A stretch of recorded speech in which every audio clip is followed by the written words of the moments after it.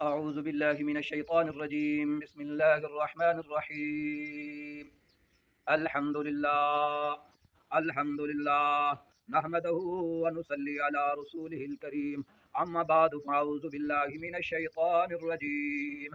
بسم الله الرحمن الرحيم.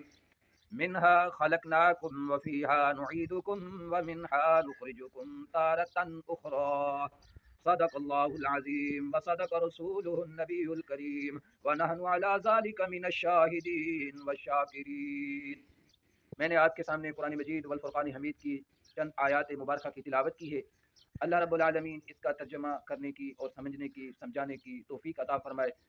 اللہ رب العالمین قرآن مجید کے اندر فرمایا کہ جو میں نے آیات مبارکہ کی تلاوت کی، منہا خلقناکم وفیہا نعیدکم ومنہا نخرجکم تارۃ اخری، اللہ پاک نے فرمایا کہ میں نے آپ کو اس مٹی سے پیدا کیا اور اس مٹی میں لوٹا دوں گا اور کل بروز قیامت اس مٹی سے اٹھائے گا۔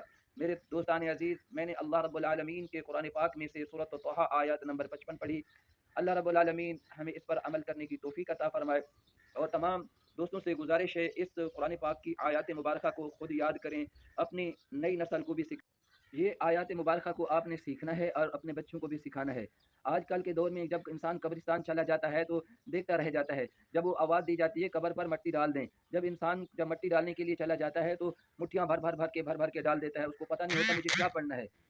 قبر پر مٹی ڈالنے کی بھی دعا ہے، اور میت کو قبر میں اتارنے کی بھی دعا ہے، اور اس دعاؤں کو ہم نے سیکھنا ہے اور دوسروں کو بھی سکھانا ہے۔ اور اس بات پر لوگ خاموش ہو جاتے ہیں، کسی کو بتاتے نہیں۔ اگر کسی کو علم بھی ہوتا ہے وہ پڑھ کے خود ڈال دیتا ہے اور دوسروں کو نہیں بتاتا کہ بھئی یہ قرآن پاک کی آیات مبارکہ پڑھنا ہے آپ نے۔ تو میرے کہنے کا مقصد یہ ہے، اللہ رب العالمین ہم سب کو عمل کرنے کی توفیق عطا فرمائے، دوسروں کو بھی سکھانے کی ہدایت عطا فرمائے۔ اللہ تعالی ہمیں نیک عمل کرنے کی توفیق عطا فرمائے۔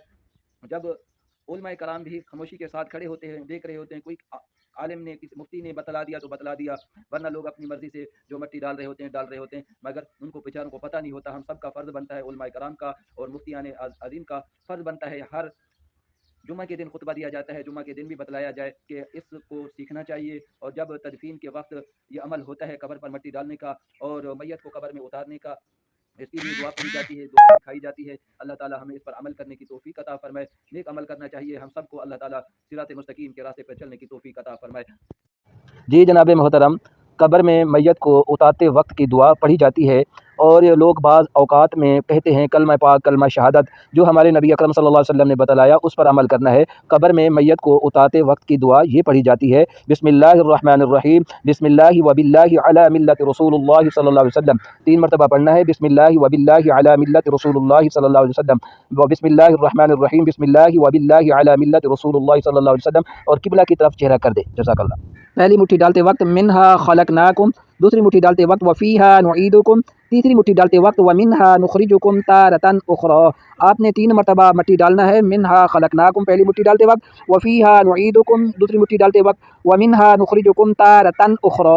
جی جناب محترم، ماشاءاللہ، الحمدللہ، ہم نے قرآن پاک میں سے قبر پر مٹی ڈالنے کی دعا بھی آپ کو سمجھایا اور مٹی ڈال کے بھی دکھایا۔ اس طریقے سے مٹی ڈالی جاتی ہے، مٹھی بھر کے ڈالیں، جتنا ثواب کمائیں گے اللہ تعالیٰ اس کا آپ کو اجر عظیم عطا فرمائے گا۔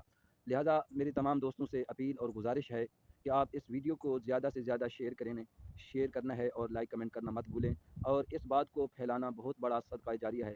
کتنا لوگوں کو آپ کی وجہ سے اس چیز کا علم ہوگا، اس بات کا پتہ چلے گا کہ قبر پر مٹی ڈالنے کے لیے دعا پڑھی جاتی ہے، اور قبر میں میت کو جب اتاریں تو یہ دعا پڑھی جائے گی۔ تو لہٰذا میری بات آپ زیادہ سن رہے ہیں تو دوسروں تک ضرور پہنچائیں۔ جزاک اللہ خیر و احسن الجزاء، اللہ تعالیٰ آپ کو اس کا اجر عظیم عطا فرمائے۔ جو لوگ زیادہ سے زیادہ ویڈیو کو شیئر کرتے ہیں اللہ تعالیٰ ان کے رزق و اسکار میں برکت عطا فرمائے۔ نیکی پھیلانا صدقہ جاریہ ہے، آپ صلی اللہ علیہ وسلم نے فرمایا اچھی بات کو پھیلانا صدقہ جاریہ ہے۔ جو آپ سمجھ گئے تو آگے ضرور شیئر کر دیں۔ جزاک اللہ خیر و احسن الجزاء، صدق اللہ العظیم و صدق رسولہ النبی الکریم۔